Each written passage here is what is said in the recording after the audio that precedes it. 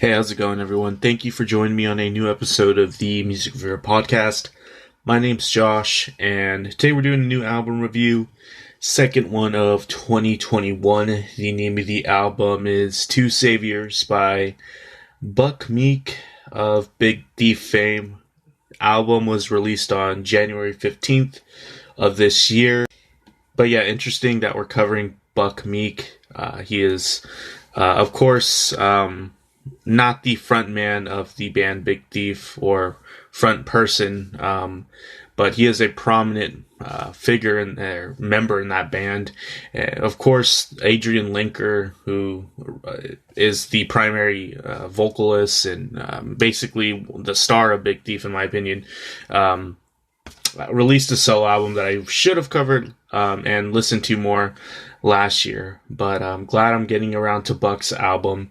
But anyways, before we get into the gist of the album review, just want to let everyone know there is a new episode of Best Orange Track of the Week that dropped a few days ago. Some interesting stuff we covered on there. If you're interested in hearing some of my opinions on that Morgan Wallen album that dropped not too long ago.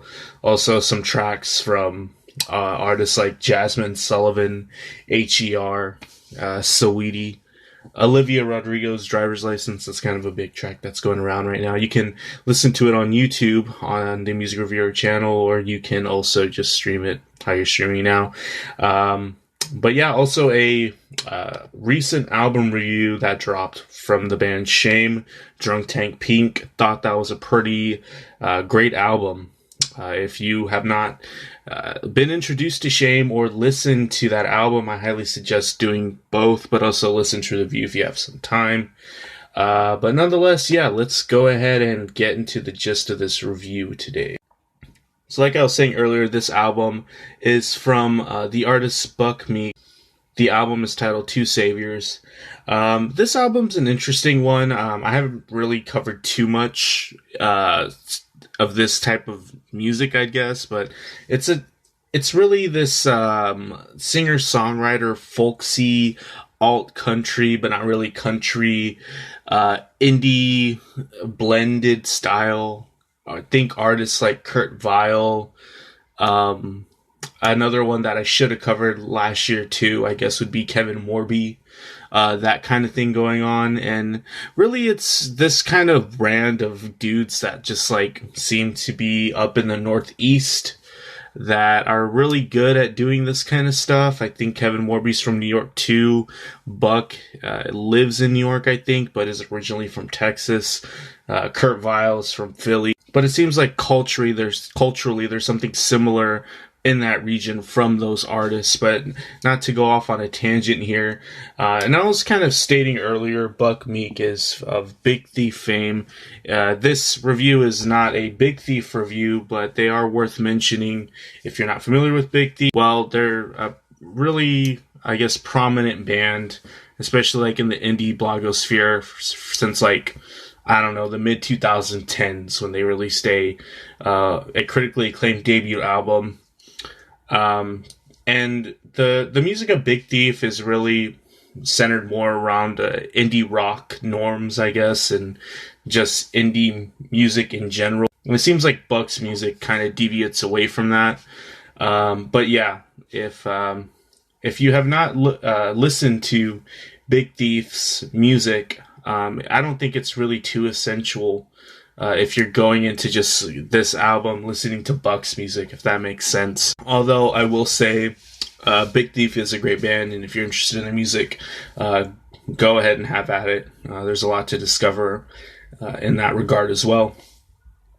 But more about Buck. Buck is a singer-songwriter, mainly known for being the backing vocalist and guitarist in Big Thief, but it seems like early on Buck seems to have some pretty humble roots with being originally from Texas, Wimberley, Texas specifically, where I guess he spent most of his time growing up.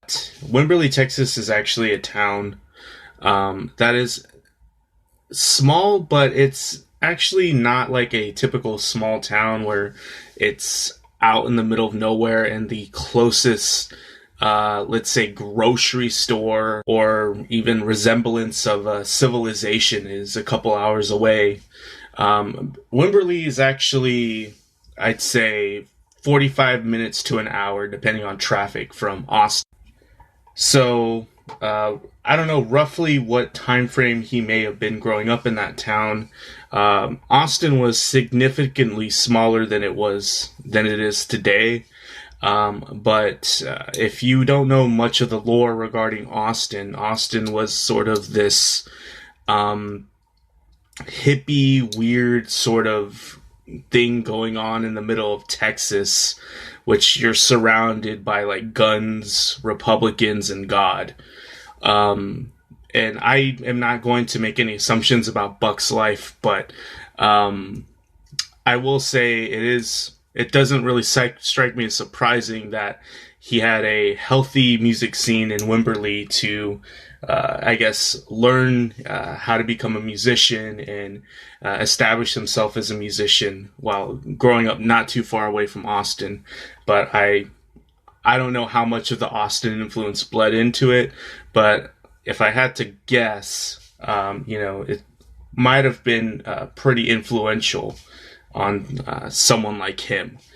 But anyways, he got to start playing in like the blues scenes going on in that town, where he was mentored by some town's locals musicians, and eventually moved to New York. Before moving to New York, though, he was doing some sort of touring circuit across Texas, playing blues, some avant-garde jazz styles, it looks like, and like Western swing, which is pretty cool. That's a scene that definitely exists. It still exists today. It's just not given that much attention. And later on, after moving to New York, sometime in the 2010s, I think, he ended up releasing some EPs, and that eventually led to him meeting Adrian Linker, the front person of Big Thief, where they became a duo, which eventually led to the formation of Big Thief after them touring around, I guess, like Appalachia and like southern states and just like playing random venues, from what I read. So it's just pretty cool. And I also think it's worth noting that something pretty interesting and important about Buck is that he's actually a college at Berklee College of Music in Boston. He graduated in the late 2000s. It's not really brought up too much. It is mentioned in some interviews and some bios, but even like on his main website, it's not really something that's mentioned. So I guess it's some sort of like a humbleness in that respect that's going on. But it's just so happens that like all the other members of Big Thief went there as well. So there's definitely like a sort of refinedness to Buck and I guess his music that I think might come from that. It's not really like on the technical side where, oh my God, he's playing like the craziest riffs or the most intense like technical finger plucking style, or like kind of reinventing guitar. But me also witnessing a live performance of him playing in the context of Big Thief, you can kind of see there's kind of an effortlessness to his music or his performances, and that is kind of smothered all over this album. There's a relaxed sort of nature to a lot of the music that what's being presented is definitely there, but at the same time it's kind of like executed so smoothly and effortless. But regardless of what's being performed, you kind of get the sense that it was kind of done with little to no effort, and it kind of sounds like that. And it's not really a bad thing. It's kind of like when you witness someone performing, at the highest level, or someone that's just really refined their craft, a lot of times the stuff that sounds the easiest is actually the hardest. So that's definitely I guess a quality of Buck's music that I've learned to, I guess, appreciate and I guess kind of discover as well. But anyways, he had a self-titled release in 2018. And compared to Two Saviors, that self-titled definitely feels a little bit underdeveloped, with many of the tracks being quite short and maybe being presented more like ideas that are in like a short form context, like this track, Exit Seven Roses.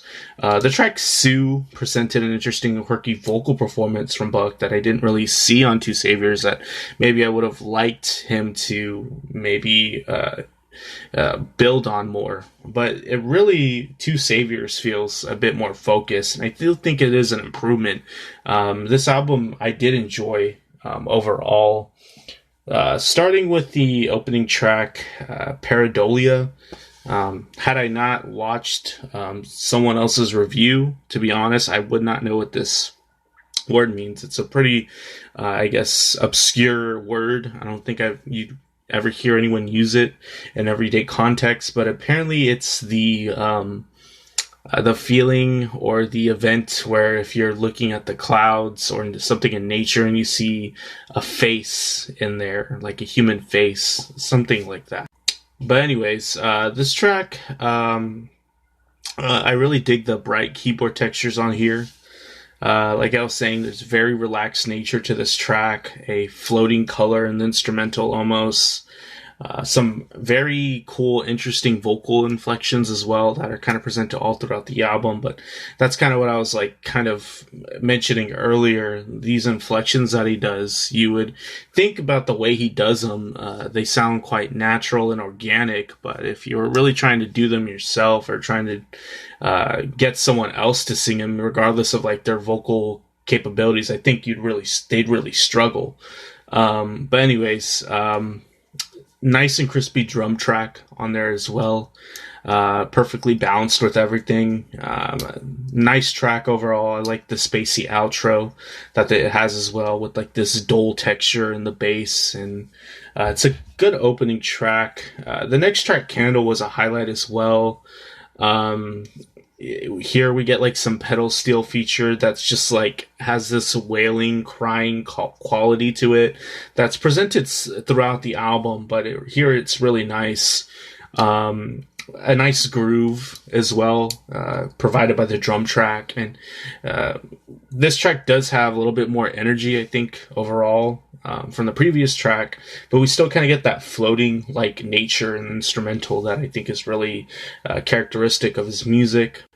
Some pretty vocal harmonies as well. This album presents a lot of great vocals, especially from the backing vocals, which I think on this song in particular might be uncredited, but I think it might be Adrian Linker. Just really pulled off quite nicely. Some light organ texture thrown in that provided an interesting touch to the track. Nice track overall. The next track after that, Second Side, I thought was a highlight as well. This one kind of goes on to like having this jammy and groovy nature as well. With a punchy and melodic bass line that kind of just cuts through.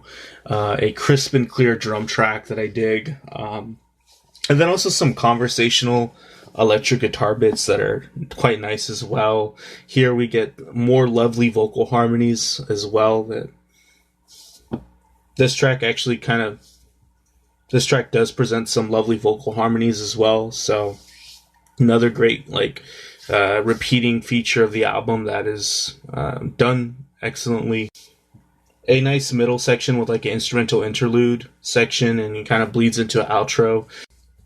And this is the catchiest track thus far, even though we're just like 3 songs in. The next track after that, Two Saviors, I actually didn't really find it to be quite a highlight, even though it's the title track. After that, we do get Two Moons, which I wasn't, too crazy on either, but I felt it was a little underdeveloped. But I did like it more the more I heard it. Some cool auxiliary percussion utilization going on in that track, and there's also a nice full and warm bass in the mix that I dug, and it kind of sounds like a double bass maybe too. If that's the case, it was utilized quite nicely. And then we don't really get much, in my opinion, of a highlight until we skip over Dream Daughter, and then we're on Ham on White. This is a really cool track. We get like an uncomfortable intro with like some dissonant guitar riffs and some exposed vocals, and it kind of sounds like really early indie rock, like Pinback or like Sunny Day Real Estate. It kind of just gives me that vibe. And this track is really good in the context of the album because it brings some much needed energy after, a patch of like 2 or 3 songs. And we kind of just come back to like where we were at the beginning of the album here. And the album really starts to get better from here. After that, we get Cannonball Part 2, which if you're ever looking for Cannonball Part 1, it's on his 2018 release. So this is Part 2. To be honest, can't really tell you which version's better or what part is better. But this track was interesting. There's a jammy nature to it. It has some more traditional like Americana and folk elements, country sounding a bit, like with some honky tonk flair. There's also like some like a mechanical nature that's going on from the drum track, and I really do dig some of the guitar grooves incorporated into this track that have like this gritty guitar tone that gives brings a lot of attitude to everything. And I thought that's one of the highlights of the album, is just that those guitar riffs that are on that track. The next track is Two Moons Morning. It is a rendition of the other track, Two Moons, that I was talking about earlier. This version is, in my opinion, is an improvement. It's more fun. It's just a little bit more to extract from it. There's a bluesy opening to it with a fun walking bass line. I think kind of this track might be paying homage to some of his earlier roots when he was kind of playing like those bluesy shows and tours in Texas, maybe. There's a return to like that really nice relaxed feeling on this opening track, kind of just like this looseness and like just like swagger almost as well. And there's just a bit more charm on here. It's more fun and genuine, I think. Next track was Pocket Knife. Dig the rustic nature of the fiddle, especially, and how it provides like this eerie color to the music. And again, we have like more of this light and floating nature to the music that I really just dig. Like that, being able to just capture that, in my opinion, is just like very special. And some really pretty vocal harmonies as well that make the track so much richer. Gives the track kind of like this shiny color, and it's a nice track.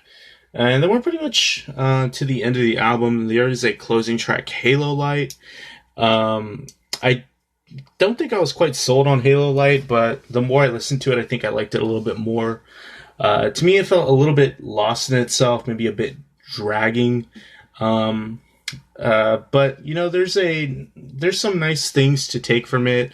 There is this like staticky background that gives the track some character. That does happen on other parts of the album, but here I think it's used the best. And I love the lovely light plucked guitars on here that just kind of linger around the track. It's like they're present, but they're not super prominent. And I think that's just kind of like an analogy to like this album and like Buck's music in general. It's kind of just like lingering in nature. It's very present, but it's not super prominent. And kind of being able to find that balance, I think, is not the easiest thing to do. And he kind of captures that throughout most of the album. Like, I don't know where it comes from. Maybe it's him probably playing tracks and making music that are very easy under his fingers and just like effortless almost. But I don't know, maybe he really does put a lot of effort into what he's playing. I don't know, but it's not many artists can do this, I think. So even though I wasn't crazy about some tracks, I think Buck definitely deserves some praise on this album. And if you're interested in Buck's music, I think you'll probably like this. If you're familiar with his music, I think you might like it more than some previous releases. If you're into Big Thief, this might be a wild card. For instance, my girlfriend really loves Big Thief, but she wasn't too crazy about some of Buck's stuff that she's heard. But that's just kind of how it happens. Sometimes people like things for certain reasons. In my case, I think this is quite nice, and I give it a 7 out of 10. Would recommend. And yeah, if you made it to the end of this episode, thanks for listening to the Music Reviewer podcast. If you're new to the Music Reviewer Podcast, I didn't mention earlier, but welcome. My name's Josh. I'll be covering some more music. And like and subscribe on YouTube. If you're on there, leave some comments, good or bad. Trust me, you can insult the shit out of me if you want to. It's fine too. But also, if you like it, leave a like or subscribe. But yeah, super interested in see what the future holds for Mr. Buck Meek and Big Thief. If they ever put out another album, hopefully they do. Also, I should probably get on listening to that Adrian Linker album too. But anyways, thanks for sticking around. Take care of yourselves.